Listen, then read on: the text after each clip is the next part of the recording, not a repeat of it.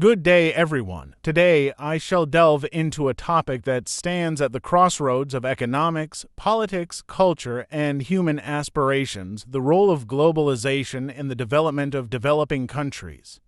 Globalization, a term often discussed but rarely unpacked in its full complexity, has profound implications for the economic, social, political, and environmental landscapes of these nations. To address this topic, we will explore its economic impacts, its sociocultural dimensions, its challenges and risks, and ultimately its potential as a force for inclusive development.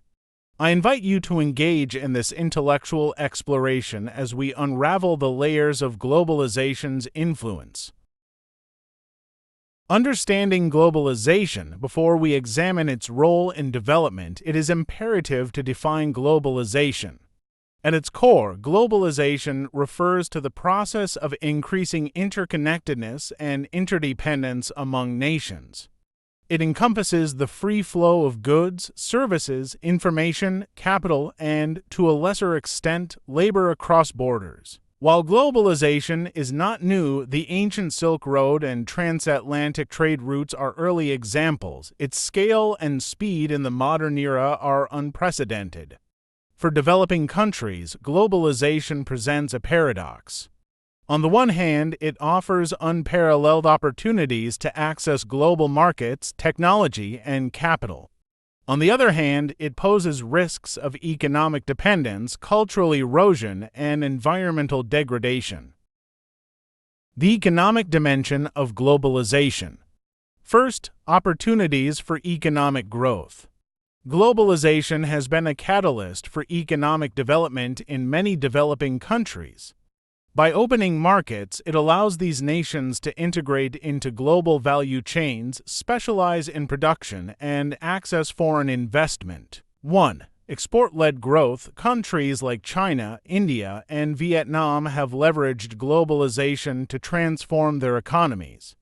By focusing on exports, they have created manufacturing hubs that generate jobs, increase incomes, and boost GDP.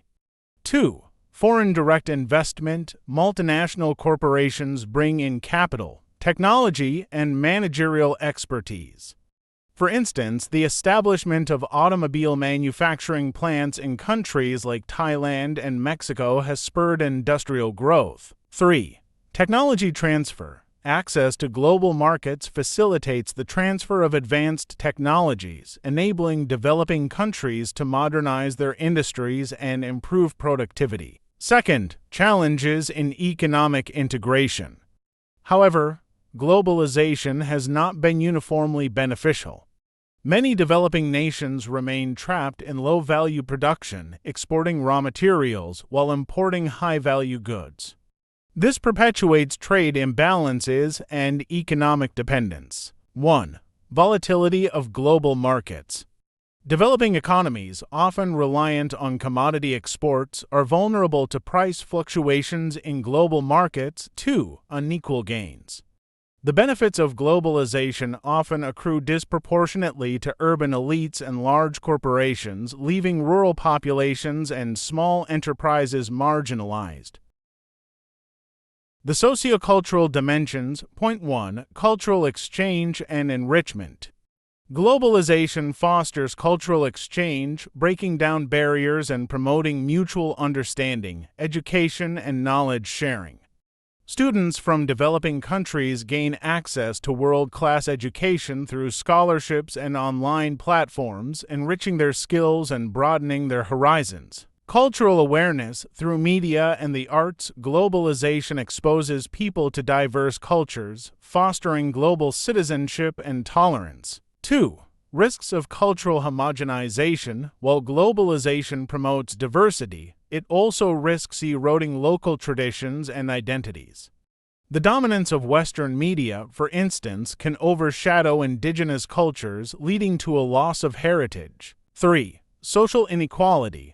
Globalization has deepened social inequalities within developing countries. Wealth and opportunities tend to concentrate in urban areas, widening the rural-urban divide. Additionally, gender disparities are often exacerbated as globalization-driven industries sometimes exploit women in low-wage, precarious jobs. Environmental implications. The environmental impact of globalization is another critical area of concern. 1. Environmental degradation. Rapid industrialization and urbanization, driven by globalization, have led to deforestation, pollution, and biodiversity loss in many developing countries. 2. Climate change. Developing nations, though often least responsible for greenhouse gas emissions, are among the most vulnerable to climate change, exacerbated by global industrial activity. 3. Green opportunities. On the positive side, globalization facilitates the spread of sustainable technologies and practices. International cooperation on climate change, such as the Paris Agreement, demonstrates the potential for collective action. Political and institutional challenges. Point 1. Influence on governance. Globalization has transformed political landscapes in developing countries. Democratic progress. The demand for transparency and accountability often accompanies globalization, encouraging democratic governance. Erosion of sovereignty. However, international institutions and multinational corporations often wield significant influence over national policies, sometimes undermining local priorities. 2. Regional cooperation. Developing nations can enhance their global standing by fostering regional alliances. Organizations like ASEAN and the African Union illustrate the potential for collective bargaining and mutual support in navigating globalization. A strategic approach to globalization. To harness the benefits of globalization while mitigating its risks, developing countries must adopt a strategic approach. 1. Investing in human capital. Education and skill development are essential for competing in high-value industries. 2. Building infrastructure. Robust infrastructure is critical for connecting with global markets and attracting investment. 3. Strengthening institutions. Transparent and accountable governance is necessary to ensure equitable distribution of globalization's benefits. 4. Promoting sustainability, balancing economic growth with environmental protection is imperative for long-term development. Conclusion: a balanced perspective. In conclusion, globalization is neither inherently good nor inherently bad. It is a dynamic force that, when managed effectively, can drive development and improve lives in developing countries. However, the unequal distribution of its benefits and its associated risks require careful policy making and proactive engagement. As we navigate this interconnected world, the words of Kofi Annan come to mind: globalization is a fact of life. But I believe we have underestimated its fragility. It is incumbent upon us scholars, policymakers, and global citizens to shape globalization into a force for equity, inclusion, and sustainability. Thank you for your attention. I welcome your questions and reflections.